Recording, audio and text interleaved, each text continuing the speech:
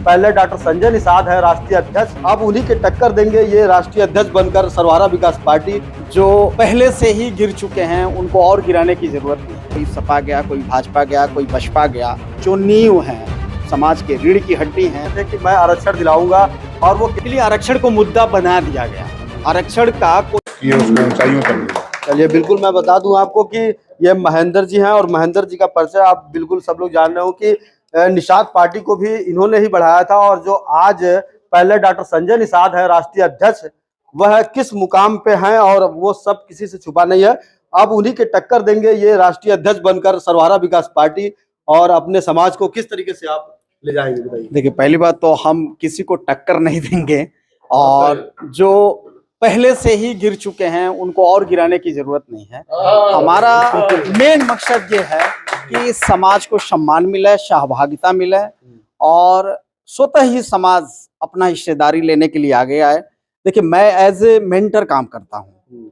ये सौभाग्य की बात है कि आप जैसे समाज के जितने भी लोग इस तरह की बातों को सब लोग सोचते हैं। एक मेंटर सभी लोग हैं, लेकिन बात यह आ जाती है कि उसको अमली जामा कैसे पहनाया जाए। तो अमली जामा पहनाने के लिए समाज के लोगों ने एक पार्टी बनाया, और बहुत सारे लोगों के साथ गए। कोई सपा गया, कोई भाजपा गया, कोई बसपा गया। उसके बाद एक पैटर्न आया, अपने समाज की पार्टी बनाओ, पार्टी बनाया गया। ये सब सारी चीजें हुई।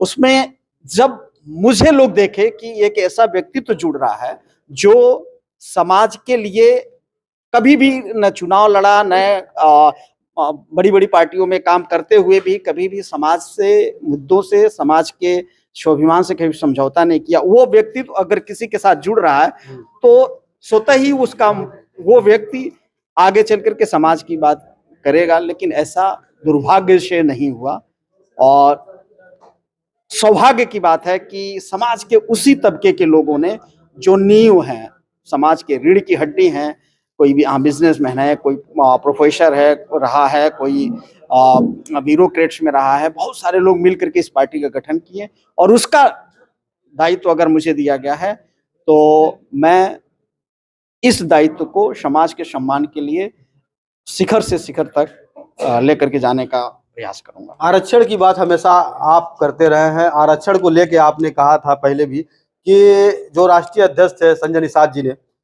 कई मुद्दों पे आया, जब उन्होंने सौदा किया आरक्षण को लेके, आरक्षण की बात आई तो आरक्षण पे उन्होंने सौदा किया, आप नाराज भी हुए। तो क्या लगता है कि अब आप खुद राष्ट्रीय अध्यक्ष हैं और आरक्षण के मुद्दे जब होंगे, बड़ी पार्टियों से आपकी समझौता अगर होगी, राष्ट्रीय अध्यक्ष आरक्षण की बात आएगी, तो किस तरह से आप उस पर काम करेंगे? देखिए, आरक्षण बेसिकली आरक्षण को मुद्दा बना दिया गया। आरक्षण का कोई बहुत बड़ा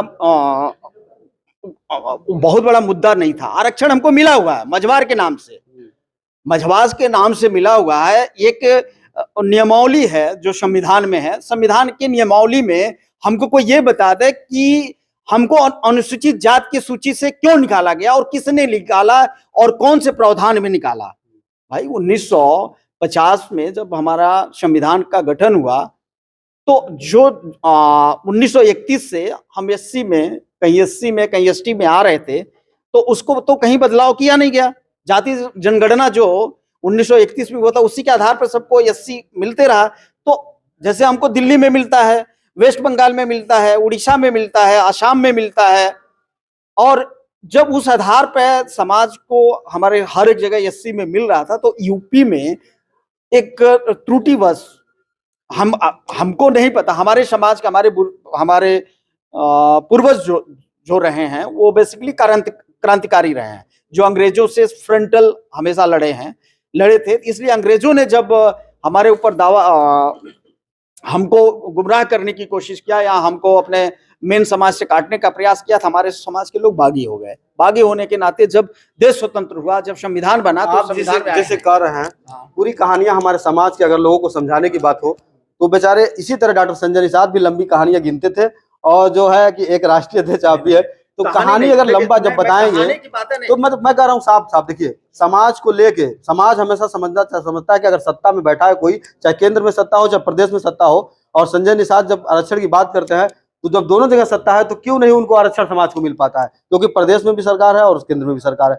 ऐसे में वो भी लंबी कहानी बताते थे कि कागज ये वो तो दुनिया समाज नहीं जानना चाहती है। आप नॉर्मल वे में जो समाज, अगर इस मैटर पे अगर पहली बार आपसे डिस्कशन कर रहा हूँ, यहाँ समाज के सामने मैं जा रहा हूँ, तो कुछ तथ्यों को बताना जरूरी है। अगर आप शॉर्टकट में जानना चाहते हैं तो आरक्षण मिला नहीं, आरक्षण तो मिला, डॉक्टर संजय निषाद को मिला, उनके बेटे को मिला, बहू को मिला, भाई को मिला, पता नहीं कितने आरक्षण तो मिला।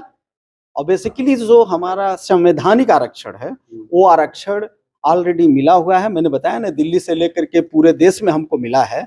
यहाँ पे त्रुटि बस हमको ओबीसी की सूची में डाल दिया गया है, जो गैर संवैधानिक है। मैं दावे के साथ कहता हूं कि हमको ओबीसी में रखना गैर संवैधानिक है, क्योंकि जब तक आज संसद में किसी भी अनुसूचित जाति के सूची से किसी को निकालने और डालने का प्रक्रिया संसद में पास नहीं कराओगे, तब तक उसमें से निकाल नहीं सकते हो। चलिए महेंद्र जी, आपसे अभी तो आप राष्ट्रीय अध्यक्ष बने हैं, अब इसके बाद कई वार्ता होगी आपसे। मैं बता दूं, संजय निषाद की तरह जिस तरीके से वो राष्ट्रीय अध्यक्ष बनने के बाद वो कहते थे कि मैं आरक्षण दिलाऊंगा, और वो कैबिनेट मंत्री बन गए और सांसद विधायक सब उनके घर में है, ऐसे में ये भी कहीं न कहीं वहीं से निकल के आए हैं और आज इन्होंने बगावत किया है कि मैं बता दूं कि आज राष्ट्रीय अध्यक्ष इन्होंने सर्वहारा विकास पार्टी का इन्होंने बने हैं। अब देखते हैं कि समाज को यह कितना लड़ाई समाज की लड़ते हैं और समाज के लोगों के साथ ये बात करते हैं।